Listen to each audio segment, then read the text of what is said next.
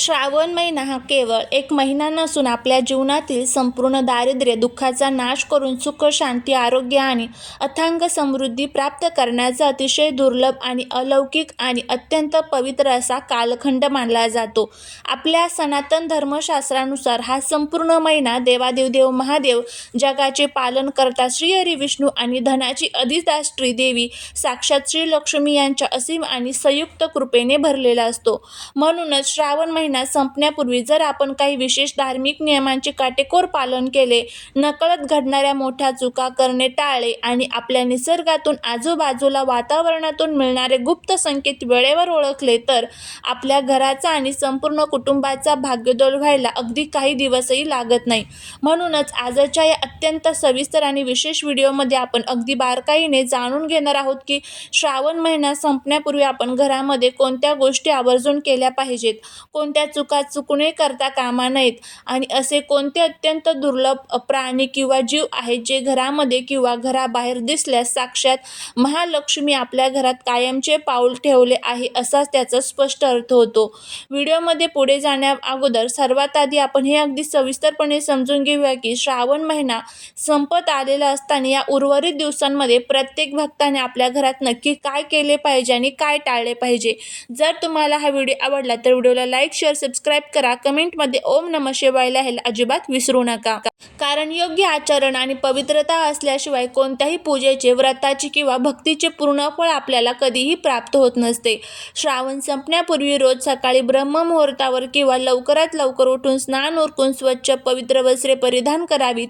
त्यानंतर तांब्याच्या तांब्यात शुद्ध जल घेऊन त्यात थोडेसे कच्चे दूध, काळे तीळ, अक्षत आणि गंगाजल मिसळून शिवलिंगावर अतिशय श्रद्धेने आणि भक्तिभावाने जलाभिषेक करावा. महादेवाला अत्यंत प्रिय असलेले त्रिदल बेलपत्र, पांढरी फुले, शमीची पाने आणि भस्म अर्पण करावे.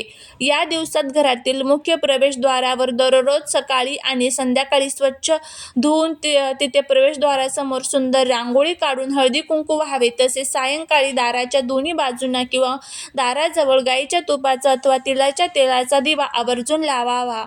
आपल्या शास्त्रामध्ये असे स्पष्ट सांगण्यात आले आहे की संध्याकाळच्या वेळी साक्षात देवी महालक्ष्मी पृथ्वीवर भ्रमण करत असते आणि ज्या घराचे प्रवेशद्वार स्वच्छ, प्रकाशमय आणि सुवासिक असते त्याच घरात ती आकर्षित होऊन स्थिर वास्तव्य करते. तसेच या उर्वरित दिवसात रोज संध्याकाळी घरात कापूर, गुगुळ आणि गाईच्या शेणाच्या उपरीवर थोडेसे तूप टाकून त्याचा धूर संपूर्ण घरात फिरवावा. ज्यामुळे घरातील सर्व नकारात्मक ऊर्जा, वास्तूचे गंभीर दोष, इडापिडा आणि वाईट दृष्टींचा प्रभाव क्षणात नष्ट होऊन घरात अफाट सकारात्मकतेचा संचार होतो. यासोबतच रोज ओम नमः शिवाय किंवा महामृत्युंजय मंत्राचा किमान एक माळ जप करावा आणि जर शक्य असेल तर श्री सुक्ताचे व कनकधारा स्तोत्रमचे पठण करावे. तसेच श्रावण संपण्यापूर्वी आपल्या क्षमतेनुसार भुकेलेल्यांना अन्न, कपडे किंवा धान्याचे गुप्त दान करावे. कारण श्रावणात दिलेल्या दानाचे फळ हजारो पटीने मिळून जन्मोजन्मीचे दारिद्र्य दूर होते. या उलट काही अशा गंभीर चुका आहेत ज्या श्रावण महिना संपण्यापूर्वी आपल्याकडून चुकूनही घडता कामा नयेत. या संपूर्ण काळात घरामध्ये मांसाहार, मद्यपान आणि कुठल्याही तामसिक गोष्टीचे सेवन अजिबात करू नये. स्वयंपाकात कांदा आणि लसूण यांचा वापर टाळावा. घरातील सदस्यांमध्ये विनाकारण वादविवाद, भांडणे किंवा एकमेकांवर राग व्यक्त करू नये. विशेषतः घरातील स्त्री, आई, बहीण आणि यांचा अनादर करू नये. कारण स्त्री ही साक्षात गृहलक्ष्मीचे रूप असते आणि जिथे स्त्रीचा अपमान होतो तिथे महालक्ष्मी क्षणही राहत नाही. याशिवाय श्रावणात केस कापणे, नखे कापणे, दाढी करणे तसेच सूर्योदयानंतर किंवा सूर्यास्ताच्या वेळी झोपणे धार्मिकदृष्ट्या पूर्णपणे वर्ज्य मानले गेले आहे.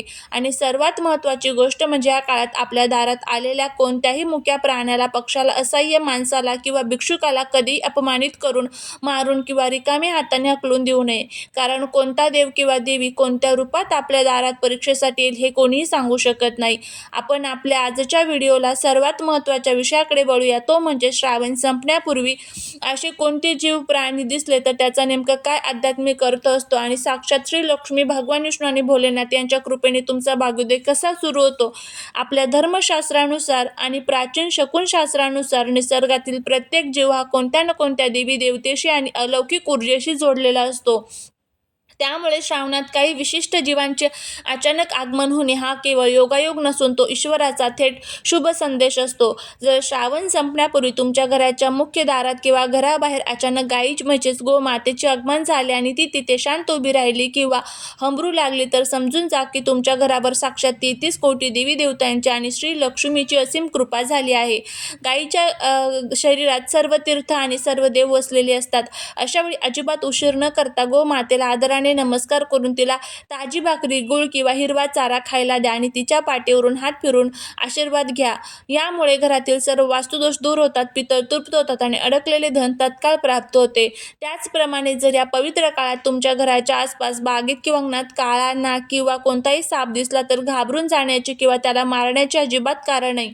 साप हा साक्षात भगवान महादेवांच्या गळ्यातील अलौकिक अलंकार आहे आणि श्रावणात नागदेवतेचे दर्शन होणे हे तुमच्यावर भगवान शंकराची थेट कृपा असल्याचे आणि तुमच्या घरातील वर्षानुवर्षाचे भयंकर पितृदोष, कालसर्पदोष तसेच राहूकेतूचे अशुभ प्रभाव समाप्त झाल्याचे सर्वात मोठे लक्षण असते. अशावेळी लांबूनच नागदेवतेला हात जोडून ओम नमः शिवाय जप करत महादेवाचे स्मरण करावे. यासोबतच जर घरात अचानक काळ्या मुंग्यांचा मोठा घोळका किंवा लांबच लांब ओळ साखरेच्या किंवा अन्नाच्या दिशेने भिंतीवरून किंवा जमिनीवरून जाताना दिसली तर शकुनशास्त्रानुसार हा अचानक होणाऱ्या प्रचंड धनलाभाचा, नवीन उत्पन्नाचे मार्ग उघडण्याचा आणि घरातील जुनी आर्थिक संकटे कायमची संपण्याचा फार मोठा शुभ संकेत असतो. अशावेळी मुंग्यांना मारण्याऐवजी किंवा औषध टाकण्याऐवजी तिथे थोडेसे गव्हाचे पीठ आणि साखरेचे मिश्रण टाकावे. जर श्रावणाच्या रात्री तुमच्या घराच्या छतावर, बाल्कनीत किंवा आसपासच्या झाडावर घुबड बसलेले दिसले किंवा त्याचा विशिष्ट आवाज ऐकू आला तर मनात कोणताही भय न ठेवता अतिशय आनंद व्हा, कारण घुबड हे श्री महालक्ष्मीचे अधिकृत वाहन मानले जाते. शास्त्रानुसार जिथे घुबडाचे वाहन मानले जाते, शास्त्रानुसार तिथे माता लक्ष्मी ही पाऊल पडत असतात आणि त्या घरातील गरिबी, कर्ज आणि आर्थिक टंचाई मुळापासून नष्ट होत असते.